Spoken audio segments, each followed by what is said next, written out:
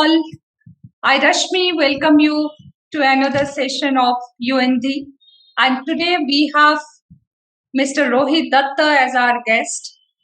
So, before speaking anything about Rohit, let us have a quick introduction on his qualifications and accomplishments. Then, definitely, Rohit will take us to the world of biology. So, welcome, Rohit. Rohit has completed his 10th and 12th standard qualifications under the Council of Indian Certificate of Secondary Education and Indian School Certificate with a score of 94% and 92% respectively. He has done his bachelor's degree in microbiology from St. Xavier's College, Kolkata, during which he has presented a paper on astroecological models at the Modern Trends in Microbiology Chapter 10, organized by the Department of Microbiology, St. Xavier's College, Kolkata, and has stood second. Rohit has received his Master of Science degree from the Bose Institute in the discipline of Life Sciences. He is also the recipient of the government scholarship under the UGC-NET test scheme, securing a national rank of 44. He is currently a final year student of PhD at the Indian Institute of Science, Bangalore, where he is studying bacterial genetics and its effect on bacterial growth patterns. He is also an avid supporter of the art of theatre and has intricately involved in theatrical performances with an aim to utilize his natural preference of addressing audiences to make scientific developments more accessible to the society. So nice of you, Rohit. You have so many accomplishments.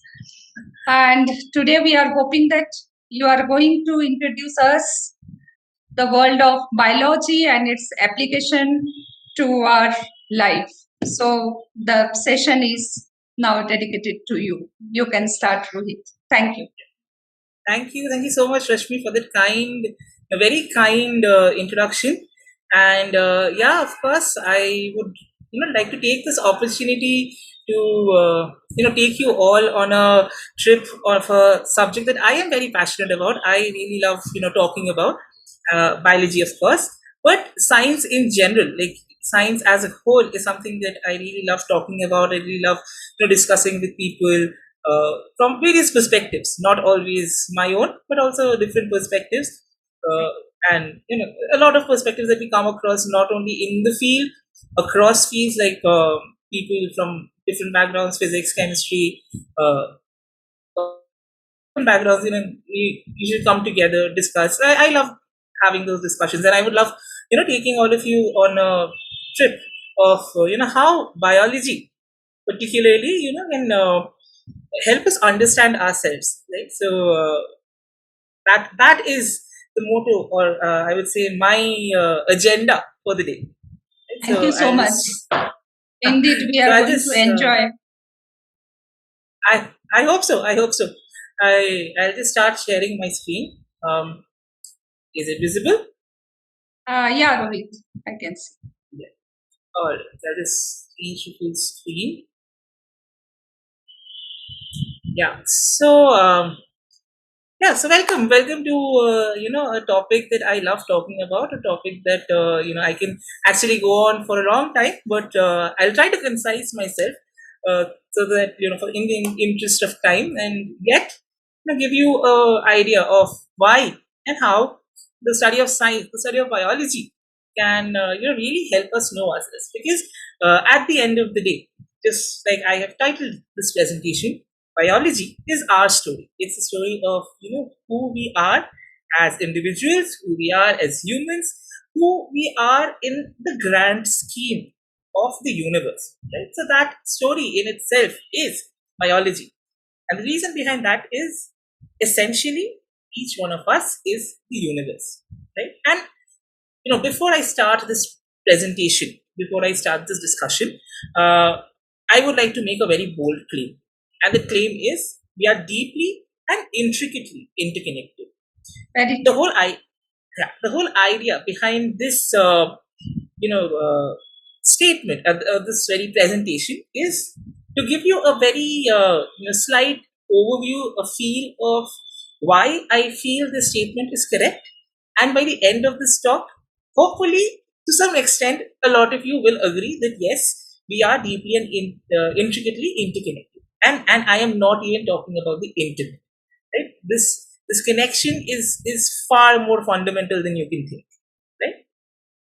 So at the beginning of the talk itself, I would like to introduce two quotes that I feel kind of summarize the feelings that we as scientists have towards the field. Right? Number one would be life will always find a way, and I'll be discussing in a lot more details why I feel this statement by a completely fictional character in Jurassic Park encapsulates the essence of life on Earth. And the second quote is, "We are a way for the cosmos to know itself." Again, a quote, by the very, very famous cosmologist Carl Sagan. A lot of modern scientists, current day scientists, look up to him as an example of a person who can really, really bring science into the daily life. And again, a quote that I really believe in. And the idea is, by the end of this talk, I can convince, at least to some extent, some of you that yes, he was correct. So if we look at Earth, in the very early ages, in the right after Earth was formed, the about say 4.5 billion years ago, it was a rocky, hot, molten landmass where life was impossible. You can see, in the background. Can you see my cursor? Yeah, I can see. I Yeah. can So see. in the background, you can see the moon. You can see the rocky surface of the earth with the molten lava Mhm. flowing, and a lot of bombardment happening onto the young earth, right? Right.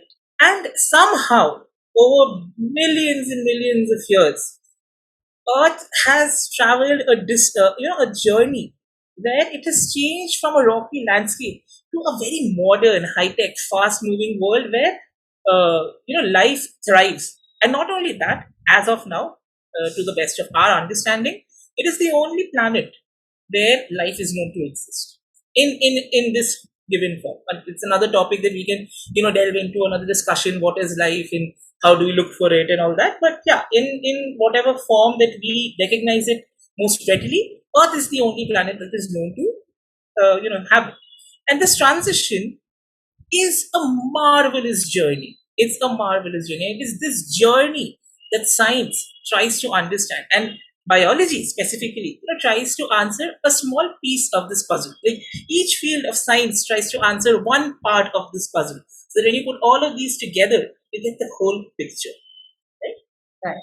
So again, coming back to the quote, I said, life will find a way. And why do I believe this? Because in this, immensely long history, you know, Earth, there have been five major extinctions.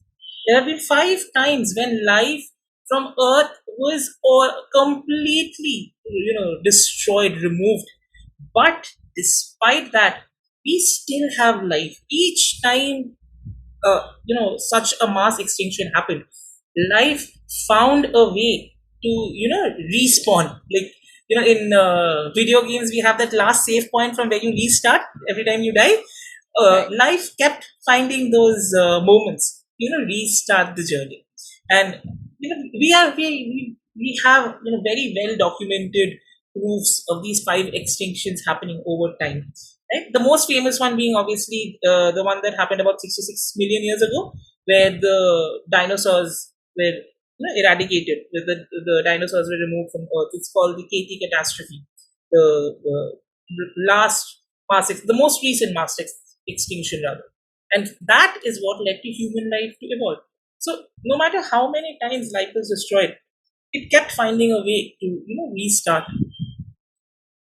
The problem is, despite having such a brilliant puzzle to solve, such a wonderful journey to understand, to study. The reason a lot of people, do not find science interesting, or they find science cumbersome at least, is because of the way we tackle it. In my opinion, it's because of the way we learn how to do science, Right. how we are introduced to science. It's in most cases, it's just read, memorize, regurgitate. Right? Very true. Just that's exactly how most of us are introduced to science. Most of us are introduced to many scientific disciplines, be it biology, be it physics, be it maths. We find it very difficult because somehow, somewhere, we've forgotten, or we never we never realize what science is. So, just to revisit, what is the discipline of science, and what are we trying to do? Science in itself is very simple. It is just a series of questions. That's all. What, how, why, where, when, from where, etc., etc. All of these questions. When you're asking these questions, that is science. Nothing more. You ask a question, you look for the answer. And there are various ways to look for the answer. That is the scientific way. That is science. And once you get answers to these questions, the second step is, how can we use this knowledge? Can we use this to change something? Can we use this in some way to our advantage? Can we use this to enhance survivability? Can we use this to make life better? This question in turn gives rise to technology. It gives rise to innovations. Right? So these two things together, asking the question and utilizing the knowledge that we gain out of it, that is what creates this whole field of science. So the very simple question from here can be, then why are there so many branches? Why do we have physics, chemistry, bio, cosmology, pharmaceuticals, etc., etc.? Why do we have so many branches, and why do we make it so difficult? Well, I honestly Exactly. can't. I Yeah, have so I also same honestly, question. I have also same question that why do we have so many branches? yeah, of course. So I honestly cannot say why we make it so difficult, because again, it's a whether something is difficult or easy is a very personal perspective, and of course, if anyone finds anything difficult, there are a lot of us, people who are really dedicating our lives to science, who would even like to dedicate our time to make things easy for you. So feel free to reach out to us. We're always there. We love to make science interesting for a lot of people. But yeah, I can answer why we have so many branches. The answer is simple. I can just summarize it in two words. It's subject and scale. Depending on what you are looking at, you have these set of questions: how, when, where, why. What are you asking these questions about? That decides your subject. And the scale, at what level of uh, organization are you asking these questions? For Right. example, let's take one organism. Let's take a dog, for example. It's just one individual organism. Now, this one organism can either be broken down into its organs, like we have the heart, kidney, liver, brain, bones, blood, etc. Or we can scale it up. Instead of one organism, we can look at multiple organisms and how they interact with each other, how they interact with their environment. Both of these scales fall in the field of biology, but they differ. Again, the way an organ works and the way an organism in society works are very different. So that is where we see two branches evolve. One, we see biology in the traditional sense. The other, we see ecology. Right? Again, this breaking down and or scaling up can be further done. Say from the organ level, we break it down further. We get to the level of atoms. Like after a lot of divisions, we get to the level of atoms. Now we can again ask the same question: what is an atom? How does it behave? How does it interact? Where is it found? What are its parts? In order to understand that, a new field emerges: chemistry. Right? Again, the atom itself can be broken down into more subatomic particles, which is like particles which make up the atom. Now, the moment you enter this scale of subjects, another new field emerges. Physics emerges out of chemistry. And now you can ask questions like, what kind of interactions happen? What are the charges that these particles have? What are the masses that these particles have? How do they move around in their environment? What kind of effects they have on each other and as a mass together? So again, these questions now are being asked at a very subatomic scale, and we get the field of physics. Or we can go the other way around. Instead of going from the organism to the organ, we can go from the organism to the society and higher up even to the levels of planets. How planets move around, how everything is held in position. Just take the solar system, for example. We have the central sun, and there are planets going around it. How are these planets kept in motion? Why are these planets not flying away? How are these planets always in an orbit where they do not hit each other? All these questions, again, that's a new field of science, cosmology. From there, we can go up even higher. We can look at star clusters called galaxies, where again we can ask the same questions: How do they behave? How do they come to exist? What causes a star to form? What causes a star to die? How do galaxies move around in space? There are a lot of immense number of questions that can be asked and answered. But again, that's a new scale. The subject changes, the scale at which we are asking these questions changes, and a new field again emerges. From cosmology, now we again go into relative physics, where we study about relativity, we study about stellar formations, etc. Astrophysics, all these fields come into action. So essentially, you're asking the same questions, but what are you asking the question about, and at what scale, at what level you're asking that question decides the branch. But at the end of the day, it's all the same thing. It's all the same kind of questions. Right? So the questions do not essentially change. It's how grand or how focused we can be. That decides the branch. Very And of beautifully you course, explained. thank you so much.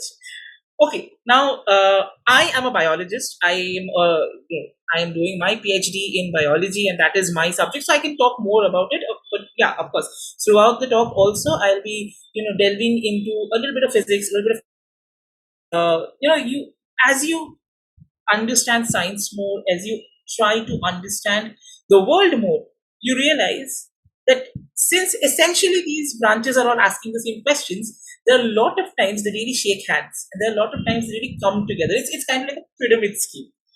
The younger you are in this journey, the more distant these fields look. The more and more you experience the scientific world or the world in general, the more these fields come and collide with each other. They merge, and even more fascinating areas of study emerge. And I'll be delving into that. So, since I am a biologist, I'll be taking you on a more biological tour. And again, biology is a subject which I'm sure all of us have studied at some level, be it in high school, early on in our studies, somewhere we've had biology in as part of our curriculum, but most of us have hated it. I know a lot of people expect biology to be a lot of rote learning and just memorizing, so they don't find it fascinating. I completely agree, but let me kind of try to help you unlearn those ideas and relearn biology from the perspective of a biologist. Okay? So let's start with the word itself. Biology. What does the word mean? Let's break it up. Biology comes from two Greek words, bios and logos. Bios means life, logos is study. So biology is essentially the study of life.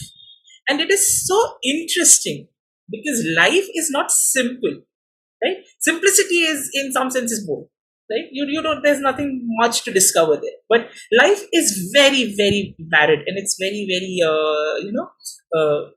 it has a lot of forms, and it comes in many, many different states. You get bacteria, which in colloquial terms you might call germs. You get these germs, which are like so small you can't even see them with your naked eye. You need specific, very, very dedicated instruments. It also comes in the form of giant redwood trees, which are so huge that if you have a human standing beside them and you take a picture of the tree, you won't see the humans at all, or they'll be like really small. Right? So we have these giant redwood trees. So life comes from so small a scale to this huge scale. And of course, we humans, most of the animals we see around us, they fall somewhere in between. Now, here I would like to give you a very interesting, this tidbit, piece of information. These germs, what we usually call bacteria, and nowadays a term that has been, very, very widely used because of the pandemic, viruses. They are all very microscopic. You can't see them with naked eye. But there is this one bacteria which is called Can- uh, Candy magnifica, which is so big. It is about a centimeter long, and it can be easily seen with the eye, with the naked eye. Right. So not everything confers to what we always believe, and that is why science is or biology is very interesting. There's always something new that's happening, and there's always something new to discover. Now imagine in the 1700s, 1600s, 1700s, when whatever life we are studying, whatever life we've seen, we've understood, are all like trees, animals, babies, humans, something like that. Right? They're all very big, easily visible, easily studied. In that context, a Dutch lens maker by the name Anton van Leeuwenhoek, while polishing a lens, suddenly discovers that there are these organisms which are not visible to the naked eye, but can only be seen through these lenses. And this one is an actual image that he had made in his notebook of different kind of organisms that he had, seen through those lenses. And he discovers this new world of living organisms that till this point in time no one knew of. And bam, the whole cellular theory, theory of cells comes into existence. And before long, you figure out that be it animals, be it plants, be it any form of life, they are all formed of cells. But the most interesting part here is that not all cells look the same. They don't look the same, they don't behave the same, they don't have the same properties. There are wild differences between these cell types, right? And a whole new array of studies start. Cell biology, microbiology, all these fields have now started coming into existence, all from the parent topic of biology, from the parent desire to study life. And these cells, though they are very different from us, they are very similar to us also in very fundamental ways. Like for example, they are born just like us. A cell will be born from a pre-existing cell, right? They move around, they shift in their, they grow, they grow in the space that they have. They move around in whatever space they have in order to look for food, in order to look for other organisms. They move around, and they even die. Right. So over here, like for example, you can see this one organism. It's called a paramecium. That's kind of bursting open, and all of the things that are inside the cell is being released into the outer environment, and it's dying. So all these cells, they have very similar properties like us. They live, they're born, they live, they move around, they die. Another very basic tendency that any life form has is to communicate and respond. We know humans do it, we know animals do it, and just in case you're not sure or not convinced whether animals can talk, just go to any Disney movie. They can show you how well animals can talk. But even like us or like animals, cells talk to each other. They communicate a lot with each other. They talk to each other, and they come in very very different shapes and sizes. There are many different types of cells that are there. Even in one organism, let's just take one human. One human has different types of cells that make it up, and in that diversity, they all work together in unison and help us live, help us survive, they help us thrive, right? And like I said, these cells are very very small. Like for example, let's say an average human is in the order of their height is in the order of a meter. Then even some of the biggest cells that we know are like a few like 1 by 1 millionth of a meter. by 10 to the power 6. That's the scale. Like, they are that small. And to just give you an idea how small these cells are, I'm going to show you a video of an organism that a lot of us have used. Right? So a lot of us, we use yeast for baking, for making cakes and dough and all that. Yeast in itself is also a microorganism, and I'll show you exactly how it looks in this next video. So you can see the amount of yeast they've taken. It's like very little, and that they dissolve in a drop of water, and they take less than an ml. And that little amount of water, if you magnify, if you pull from every direction and you enlarge 40 times, 100 times, 150 times, you start seeing these cells. And see, over here, the magnification is 400x. However, the cells you see are still so small. It is only around 600x or 1000x that you start seeing the actual shape, size, and how these cells look. And only as close to as 1500 fold magnification, like you enlarge that space 1500 times, that you start seeing the cells in what I like to call in all its glory, in all its beauty. Right? You can see the cells. You can see the cells. You can see what is inside of it. You can see another cell coming out of it. So even in this one, you can see a quote unquote baby cell being born from a mother cell. So it's only when you take like less than 1 ml of liquid and you magnify it 1500 times, then you start seeing these cells. And now imagine these cells in the early earth, they initially exist as single individuals, then they come together to form a clump. Now this clump can go two ways. It can two different ways of organizing itself. It can either enter the animal way of organizing or the plant way of organizing, and thereby produce two very different classes of organisms.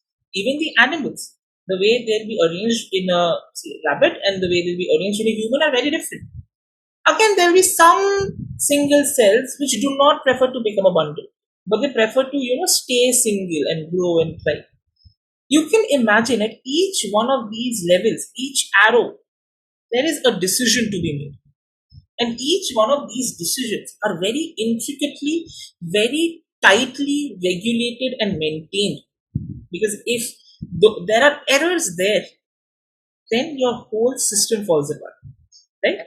And this process itself is called evolution.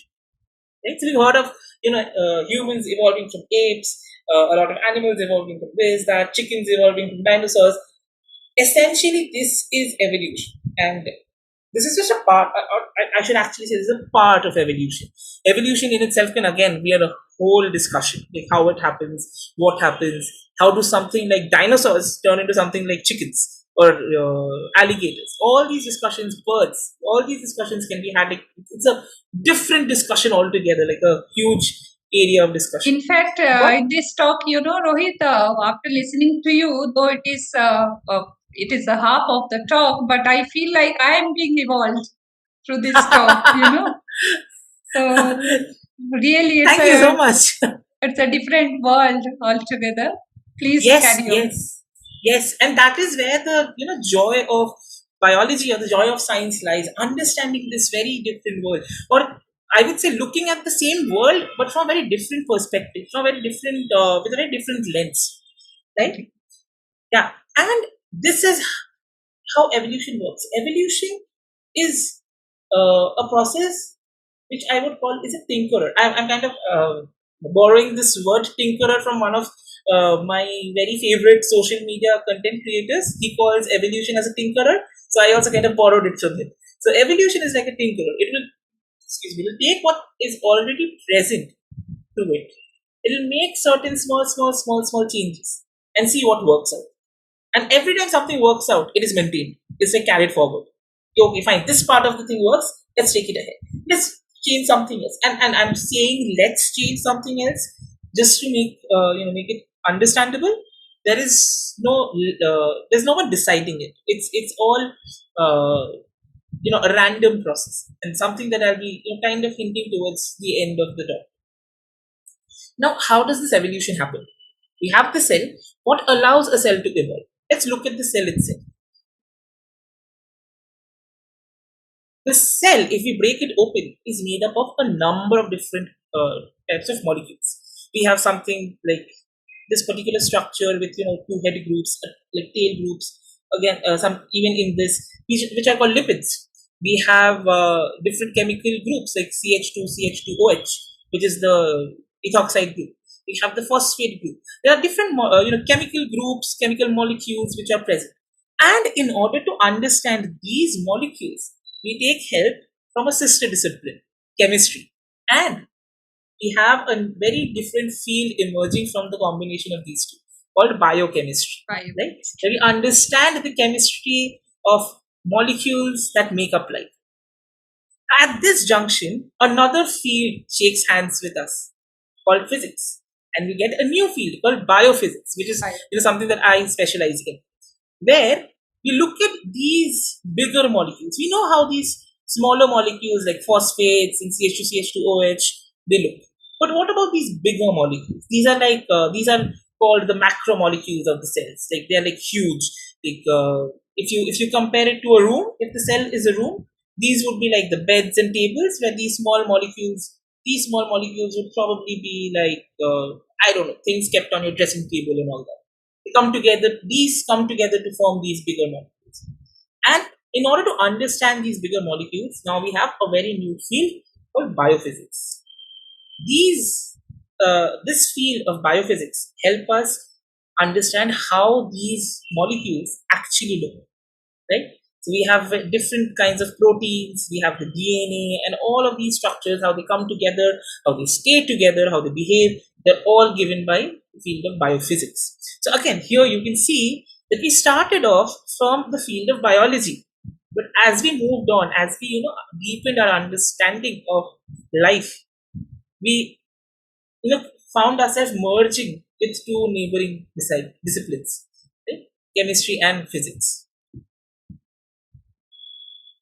And just to give you an idea of how biophysics helps us, it's techniques, the various techniques like for example, this particular graph that you see, I won't be describing it a lot because again, it's very different topic altogether. It's called a technique called nuclear magnetic resonance, NMR. Right. So these techniques help us understand how these proteins and this DNA that we talk about all the time, like even the protein that you're having in your shakes, if you work out and go to the gym and you're like trying to build your body, protein shakes, or if you're conscious about what you eat and you're very strict about your diet, your protein content, your carbohydrate content, all of these are all part of this macromolecule pool that the field of biochemistry lets us understand, and the field of biophysics lets us see.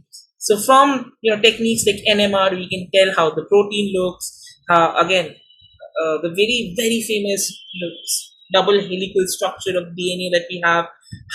What are they formed of? How do they stay together? The fact that they have two helices. All of this is given by the field of biophysics, and not just that, it also lets us know that these molecules, they're not stationary. It's not like they just come together and stay together, but they open up, they breathe, they separate, they come together.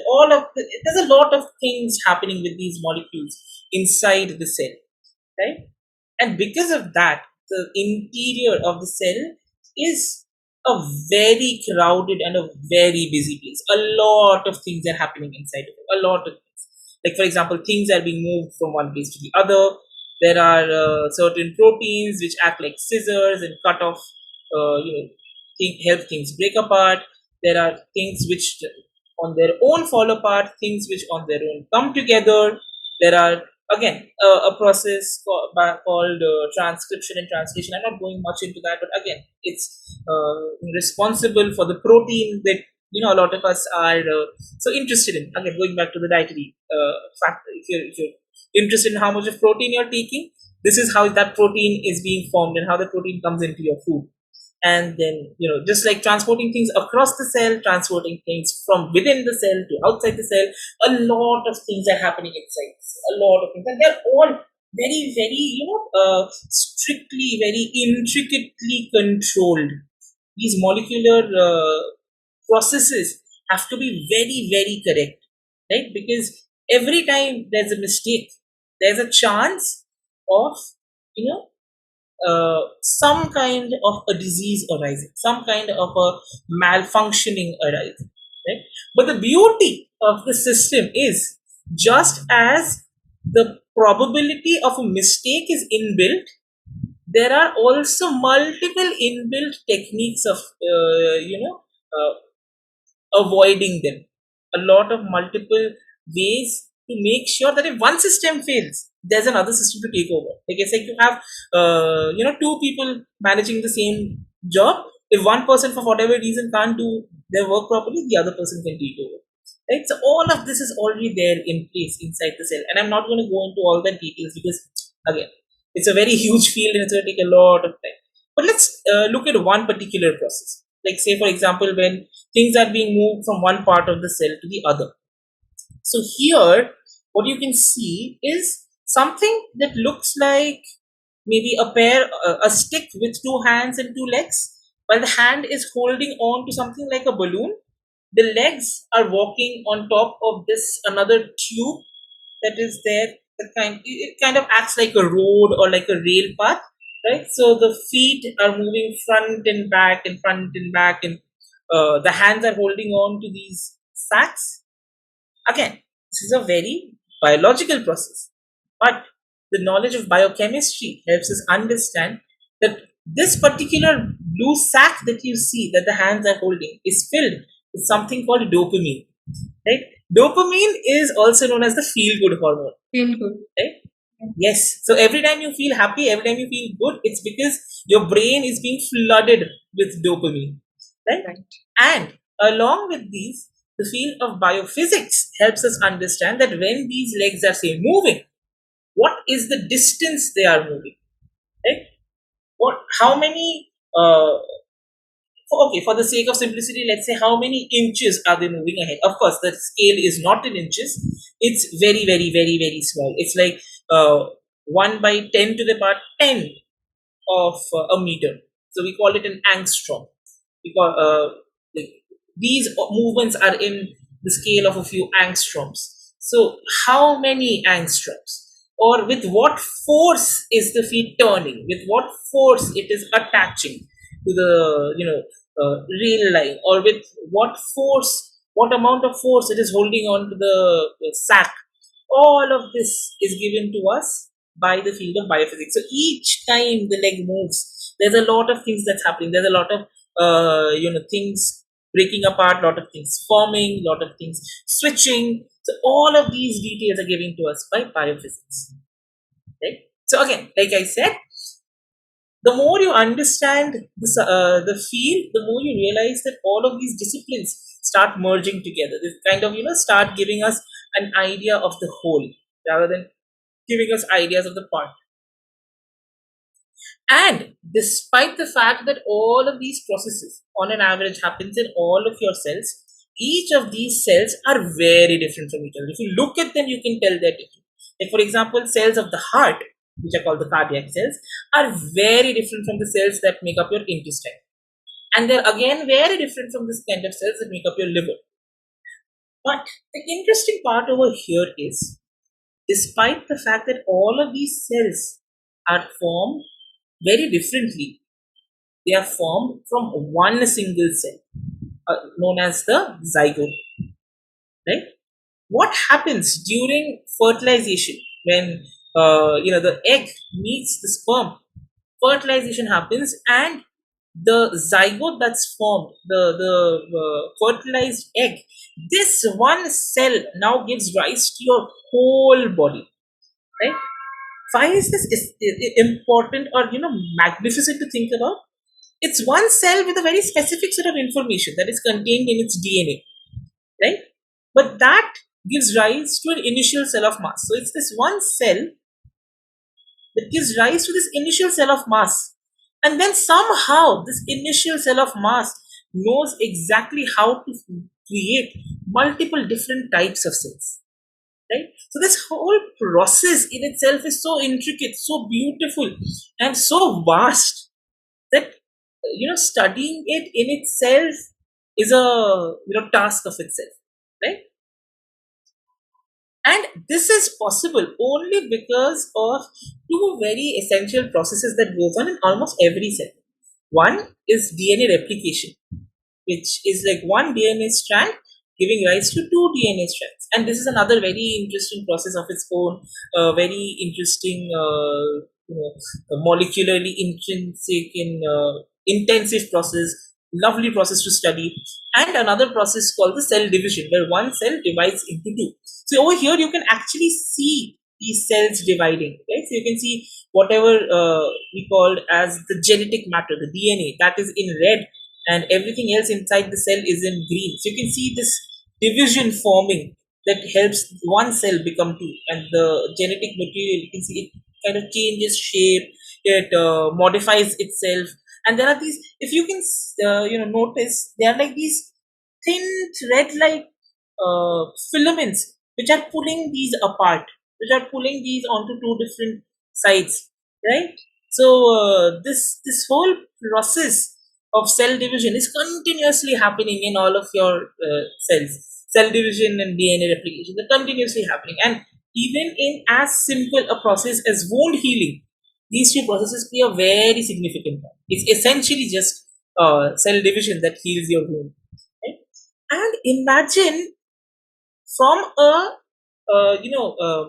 a stage where Leeuwenhoek discovers cells by mistake, not knowing that there is a separate world of cells that exist beyond the visible eye. We have now come to a stage where we can see these processes happening in real time. We can actually look at these molecules behave the way they behave in the cell, right? And this is because countless number of times, different fields of science have interacted and shook hands. Biology has interacted with engineering, has interacted with physics, has interacted with chemistry, and all of these beautiful orchestra of things coming together has given us these technologies, these capabilities, where we can look directly into the cell, right? And just to give you an idea of how beautiful this is, they all come together to form this marvelous system that we call the human body. Now, if you take the human body apart, you will find that it's made up of number of different systems. We have the respiratory system that helps us breathe. We have the digestive system. We have the skeletal system. The nervous system, the cardiovascular system, the excretory system, the immune system, just to name a few. There are many more, and they are not in isolation. By the way, they are continuously talking to each other. They're continuously cross talking, and these arrows are by no means exhaustive. Just because there is no arrow between the respiratory system and the excretory system doesn't mean these two do not talk. They also talk, right? So everything talks to everything, and the excretory system talks back. So it's a to and fro conversation that's continuously going on inside the body, right? And again, I will not be going into all of these systems in details, but just to talk about one system to give you an idea of how immensely intricate this system is. Let's talk about a system that we have come to know a lot about over the past 3-4 years because of the pandemic: the immune system. Right? The immune system is essentially dedicated to keep you healthy and keep you alive. A relatively simple task if you think about it, right? Like how difficult can it be to keep us healthy and keep us alive? Just have a good lifestyle, and have have a proper disciplined routine. That's all, right? But the body has created a number of cells, numerous cells, and numerous ways in which it keeps you safe, healthy, right? Because again, remember, despite the fact that life exists in different scales, they all crosstalk. So something as small as a bacteria is also talking to me the same way I am talking back at it, right? So because of this crosstalk, there are times when there are fights. There are times when we do not agree, and it's at those times that our body uses this huge number of cells that it has ready to protect us. So that every time the bacteria attacks, we can be safe. right?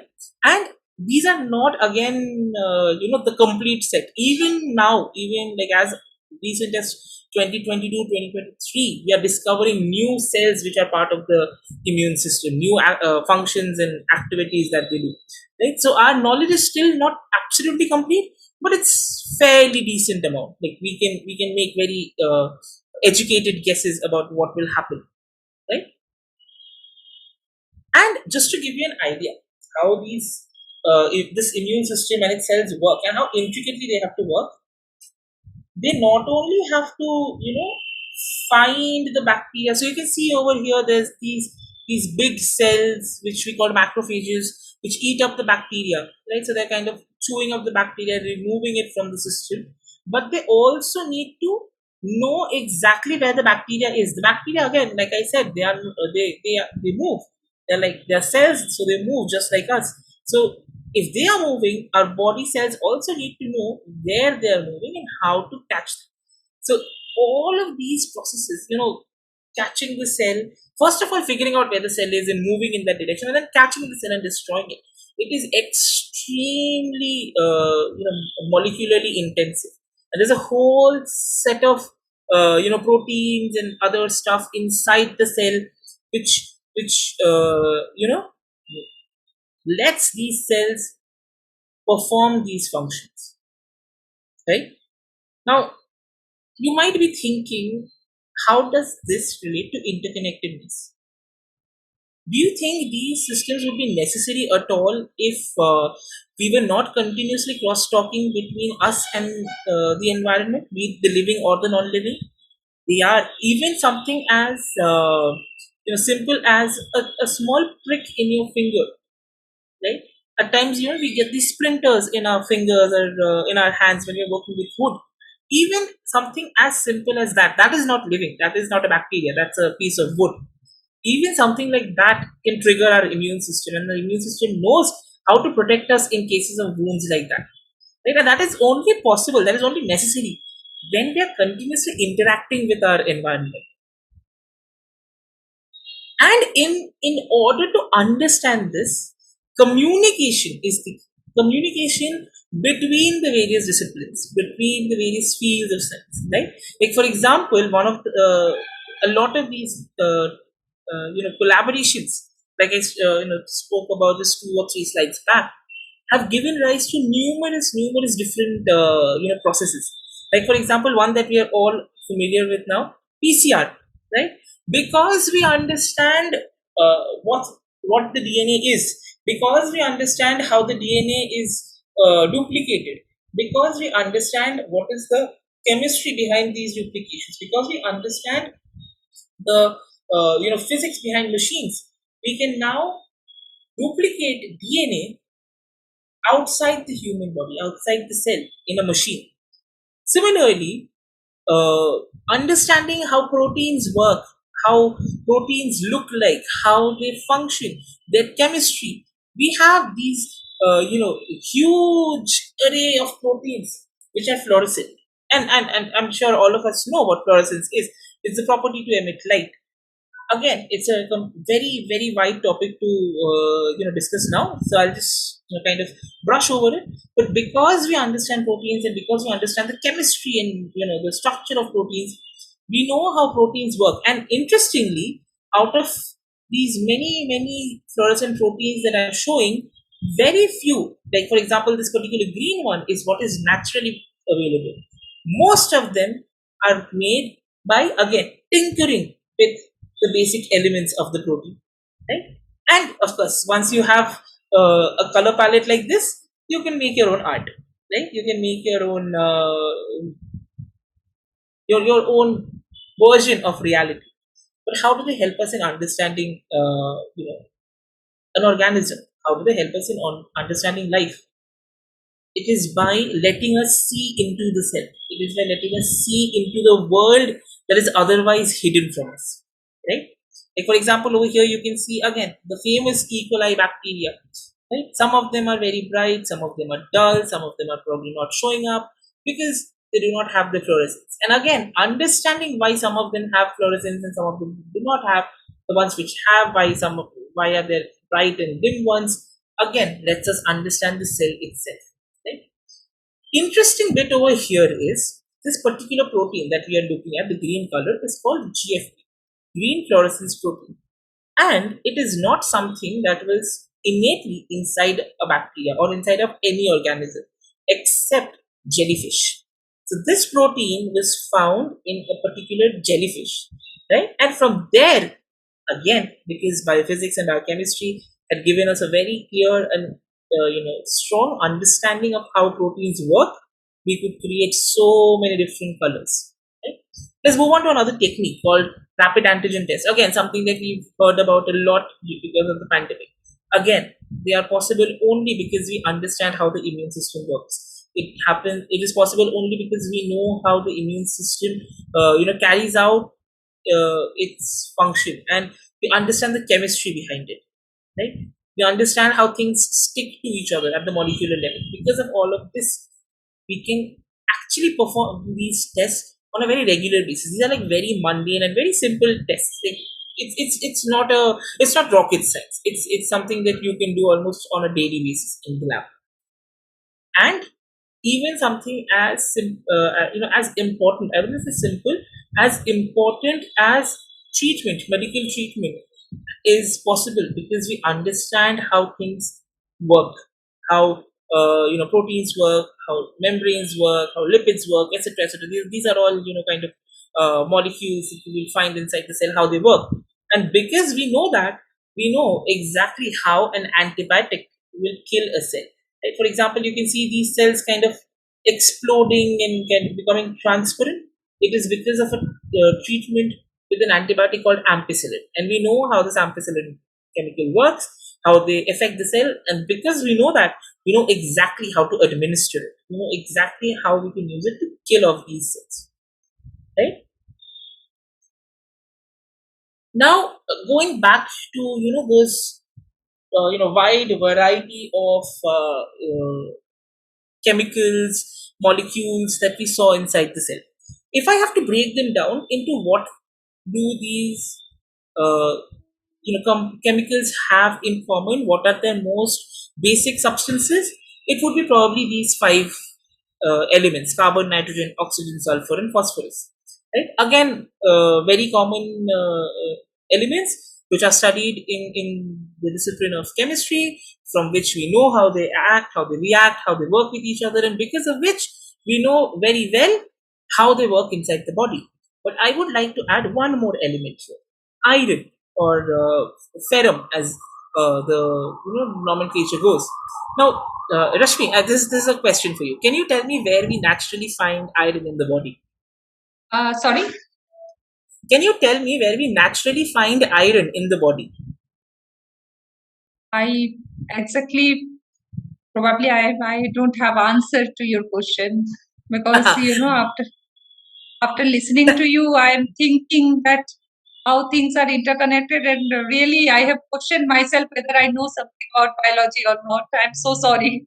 No, So that's wonderful in a way, because you can start your own journey of discoveries. You can start okay, your own journey of discoveries. Yes, yes, okay, you are yes, talking about Tapashri. hemoglobin. Yes, Tapashri said it's in hemoglobin. Exactly, Hemoglobin. correct. So, the heme part of hemoglobin is,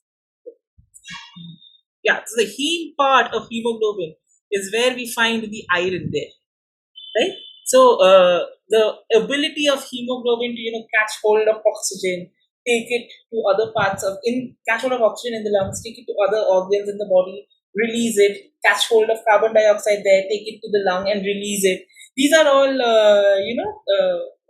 things that the heme part of hemoglobin does, and it is possible only because of iron. Now, interestingly, of all the places where we know these six elements can be formed, the only natural source of these six elements are stars. Stars that you look up at, when you look up at the night sky. Those dim, small bodies, which you connect with each other to form constellations and all, which at times, just fills you with awe. It is only in those stars that these elements are naturally formed in the whole universe. So what happens if you look at the star? The star itself has multiple layers. There's the outer corona, there's the inner chromosphere, etc., etc. A lot of these layers inside the star. And as a star, grows, as it after being born, as it evolves in the stellar life cycle, another very interesting but a very vast discussion topic. You find that each layer there is a very different kind of element that is produced. So outside you'll find elements like hydrogen, and towards the center you'll find more heavier elements like iron, lead, gold, all of these. And what happens as these heavier elements start coming together and start accumulating in the star, eventually the star bursts in this phenomenal event known as a supernova. Like the star Right. literally explodes, and when it explodes, all of these elements which were created inside of it and held inside of it are now released into the space around the supernova, right?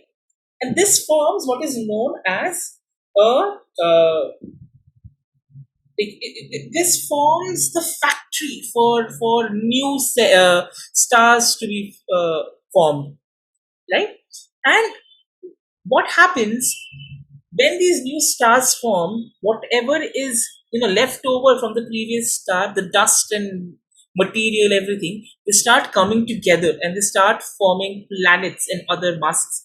And that is exactly how in the very early solar system, our planets, the Mars, Earth, Jupiter, all of these were formed, right? And because these elements were formed in a cell that is now in a star that is now dead, these elements are available to us on Earth to form life, right? So something as enormous as the star is laying the groundwork for the existence of life, right? And so when Johnny Mitchell said that we are stardust, she wasn't very wrong. Like in fact, I would say she was absolutely correct, because essentially, at the end of the day, we are all just stardust. We are all just products or byproducts of reactions that have happened in the center of a star many billions of years back. And because of this, you might think that now in the era of the internet, we are very connected to each other. We are always, available to each other. But honestly speaking, nature has already beaten us to the race. Nature has already connected us at a very fundamental level. From the level of the cells, which are like a few angstroms long, to the enormously huge level of the stars, right? So a star creating the basic elements, these basic elements coming together, forming life. Life again being possible because various different laws and ideas and fundamental processes being possible.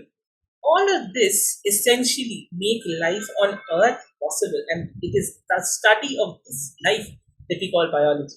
So just to end the talk for the day, the idea that I want to kind of leave you with is, no matter what you're studying, no matter what your approach, at the end of the day, it is the universe that all of us are trying to understand.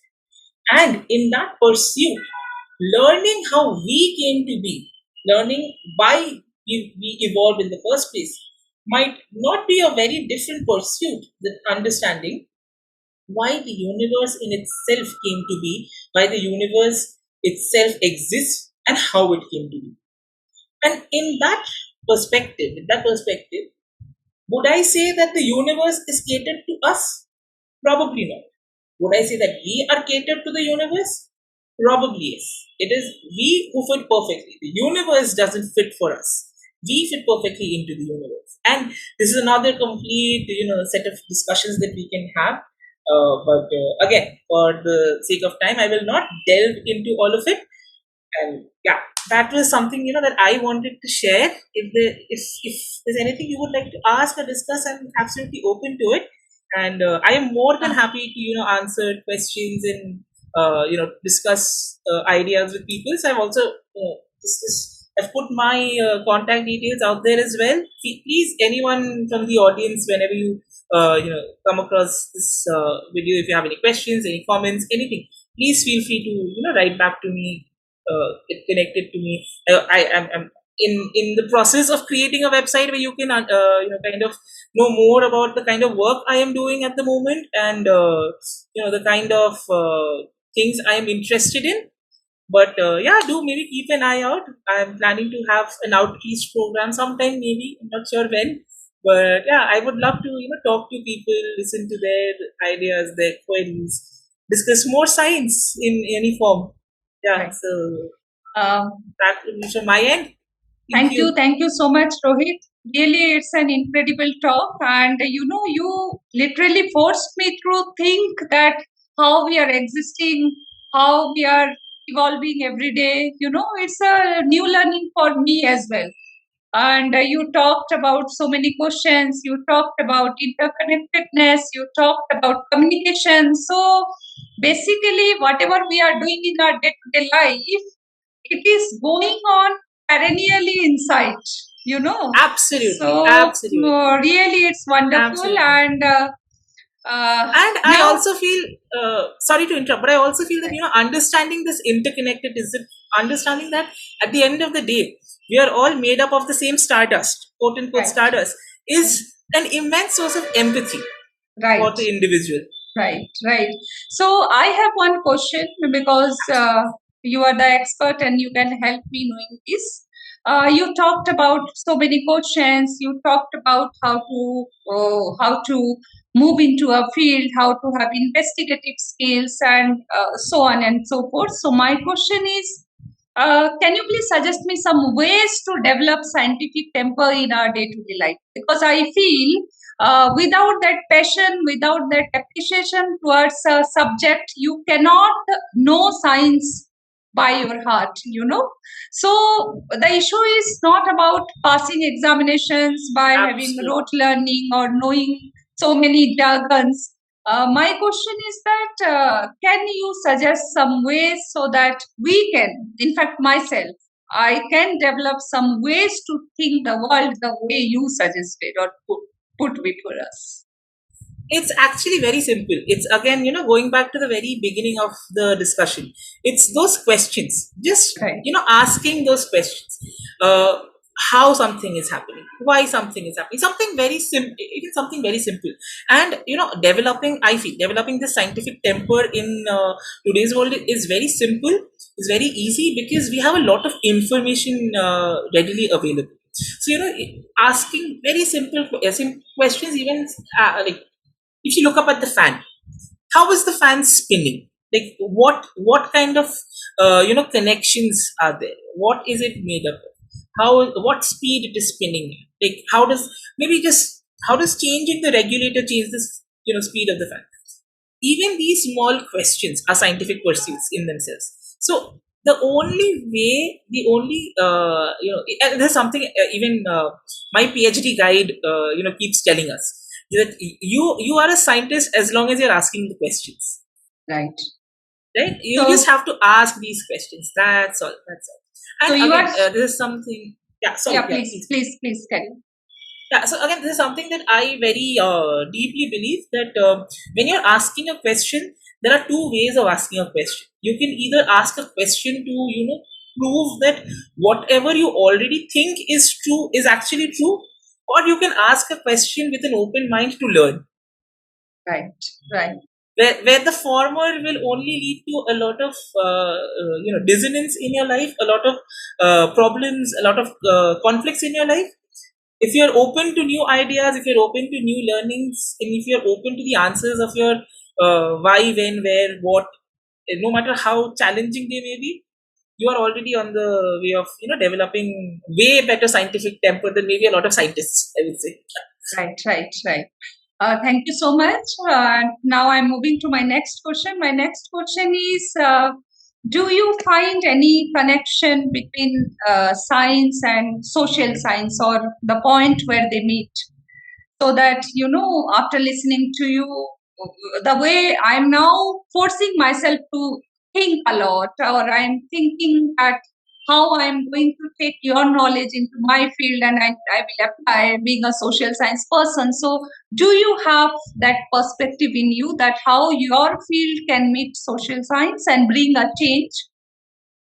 So again, I believe that yes, the social science and physical sciences like physics, chemistry, bio, whatever field you talk about. Again, I would say that, like I said, at the end of the day, we are all trying to understand the world. We are all trying to understand ourselves, right? So there are two very different perspectives of looking at it. But at the end of the day, they both help us understand life. One helps us understand life from the perspective of the intellect, the universe, right? That why human life is precious. It is because each one of us is fundamentally a part of the universe. We are all outcome of the universe expressing itself in different chemical ways.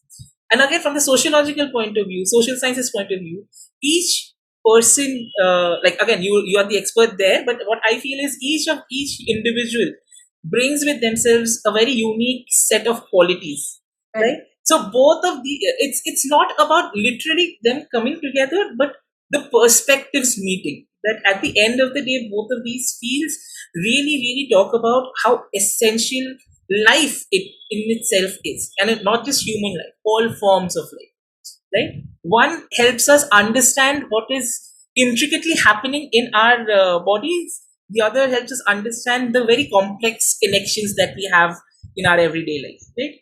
Together, essentially, they're helping us make life better.